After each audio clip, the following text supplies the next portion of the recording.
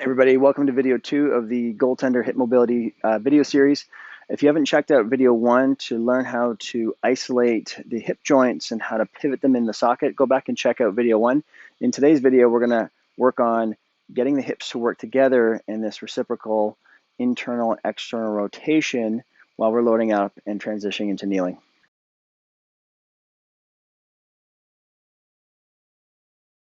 So we're going to start in the seated 99 position, or the shin box position, where you've got one foot on top of the opposite thigh. And we're going to point the toes on that back leg.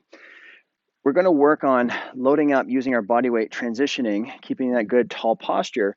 And we're going to push ourselves up using the glutes on one side and the groin muscles on the opposite. And then as we slowly come back down, you're going to use control so that we're lengthening and strengthening those muscles again. As we transition, we're going to get nice and tall. We're going to pivot through those hips. So you're in a deep squat position. You're going to rotate. So when you pivot and rotate, you should achieve that contact of the foot on top of the thigh. As I'm here, I'm going to lean forward, use my hands as a counterbalance, squeeze my left glute, push my right knee into the ground. So I'm using the groin muscle, and then pop right up. Lock those hips up right up to the top, because when we get into transitions with lunging, it's important that way. One thing to remember, when you're pushing up, make sure this back foot is pointed so that you can roll on top of the ankle.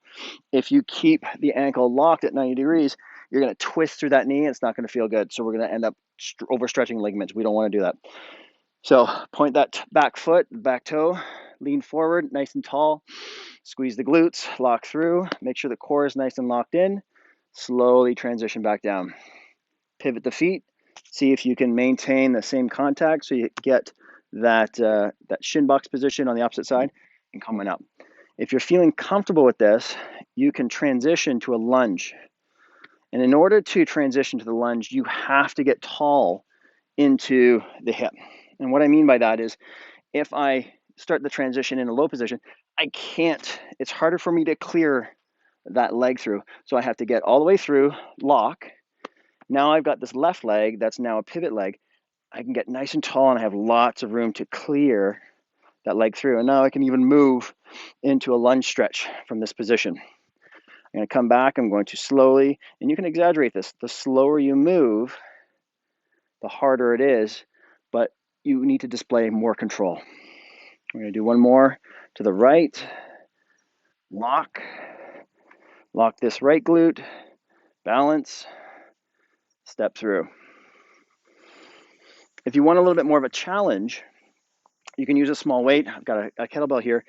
It can also make it a little bit easier. If it's a very small weight, you can use it as a counterbalance to help get your weight forward to transition you into that seated position. And when you're sitting back, you just move the weight here so you can slowly use a little bit more control with the hips. The next reciprocal hip transition exercise we're going to do is going to be done laying down on our back. We're still going to maintain that shin box position, but we're going to start in a side lying. So I've got the shin box. I'm really opening up the top hip here.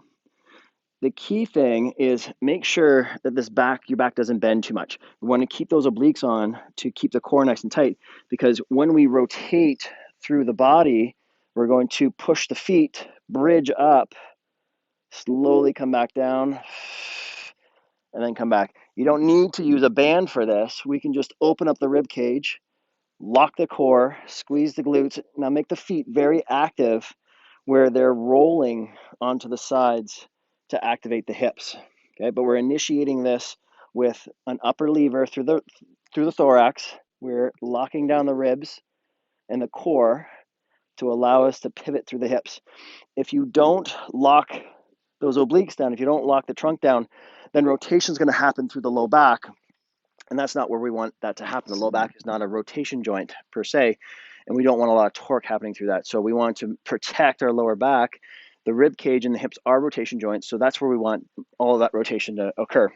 So you can start, if you're not sure how to set this up, you can start in a bit of a bridge position here.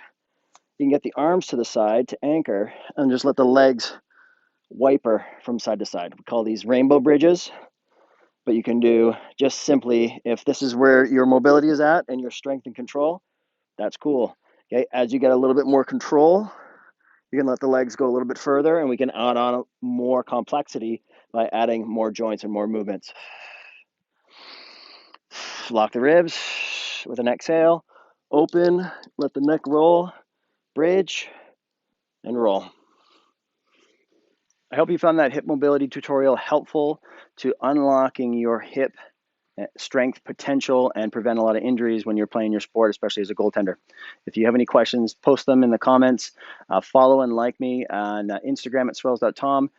Like and subscribe on YouTube at Tom Swells, and I'll see you in the next video.